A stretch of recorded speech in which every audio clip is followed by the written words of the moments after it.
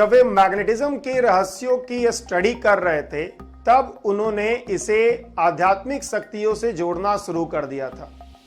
उन्हें यह लगा था कि पैरानॉर्मल वर्ल्ड से मैग्नेटिक प्रॉपर्टी के कुछ अनआंसर्ड क्वेश्चन के बारे में जानकारी उन्हें मिल सकती है। इसके लिए उन्होंने कई आध्यात्मिक पुस्तकों का अध्ययन किया। अध्यात्म के अध्ययन के बावजूद वो एक नास्तिक थे, वह एक लीडिंग फिजिसिस्ट थे और दुर्भाग्यवश उनका डेथ एक रोड एक्सीडेंट में हुआ था जब रेनी सीजन में वो रोड पार कर रहे थे और पैर फिसलने के कारण वो एक घोड़े गाड़ी के नीचे दब गए थे।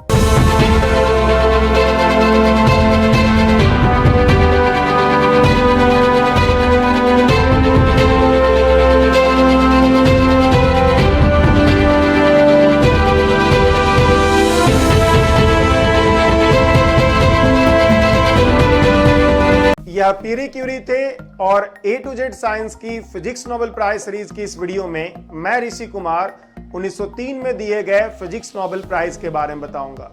इस ईयर पीरी क्यूरी, उनकी वाइफ मैरी क्यूरी और हेनरी बैकरेल को कंबाइनली फिजिक्स नोबेल प्राइज दिया गया था और यह पुरस्कार रेडियो एक्टिविटी की खोज के लिए था।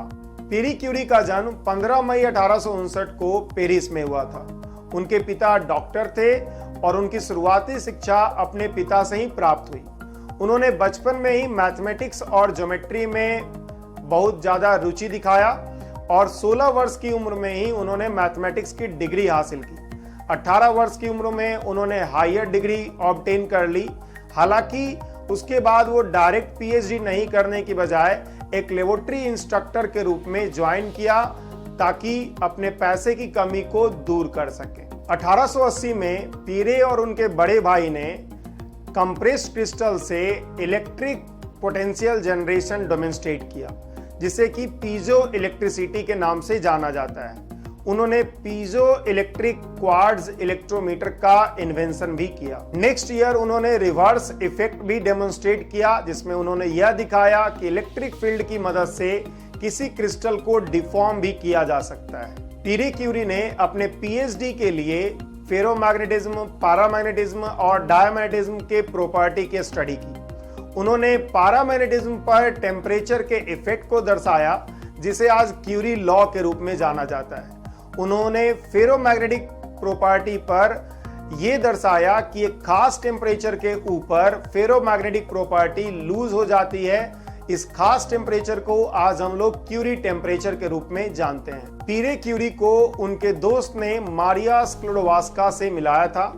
मारिया ने शुरू में पीरे के लैब में एक स्टूडेंट के रूप में ज्वाइन किया था, लेकिन साइंस के प्रति दोनों का लगाव एक दूसरे के प्रति अट्रैक्शन का कारण बना और पीरे क्यूरी ने मारिया स्क्लोडोवास्का को प्रपोज किया। शुरुआत में उन्होंने उसके प्रपोजल को ठुकरा दिया था, लेकिन अंत में मारिया स्क्लोडोवास्का शादी के लिए तैयार हो गई।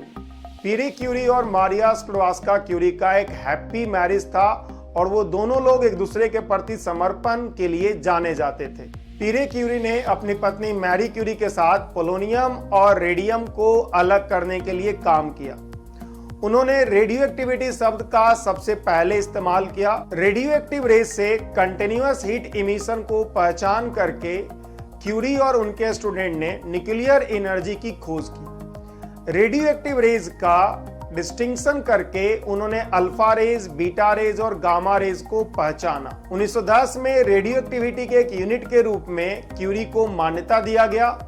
बहुत लोगों का इस पे विवाद भी है कि क्यूरी यूनिट मैरी क्यूरी या पीरे क्यूरी या दोनों के सम्मान में था। मैरी क्यूरी और पीरी क्यूरी की दो बेटियां थी, जिनमें से एक बेटी फिजिसिस्ट थी और उनके सन इन लॉ भी फिजिसिस्ट थे।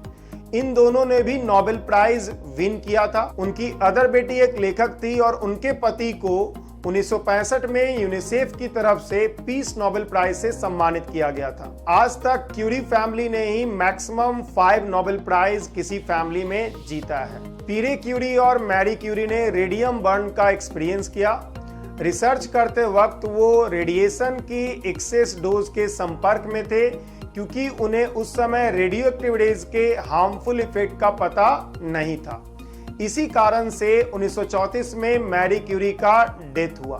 आज भी 1890 के दशक के उनके रिसर्च पेपर और इवन उनके कुक बुक छूने के लिए खतरनाक है। इन सभी पेपर्स को एक लिड बॉक्स में रखा गया है और जो व्यक्ति भी इन सभी पेपर्स को देखना चाहते हैं उन्हें एक प्रोटेक्टिव क्लोथिंग का यूज करना पड़ता है। उनकी बेटी ने उनकी बायोग्राफी में लिखा था कि अगर पीरे क्यूरी का डेथ रोड एक्सीडेंट में नहीं होता तो वो रेडियो एक्टिव एक्सपोजर के कारण डेथ कर जाते, जैसा मैरी क्यूरी के साथ हुआ था और उनकी एक फेसिस्ट बेटी और उनके हस्बैंड के साथ हुआ था। इस वीडियो में मैंने आपको पीरे क्यूरी के बारे में बताया, जिन्हें 1903 में फिजिक्स नोबेल प्राइज से सम्मानित किया गया था।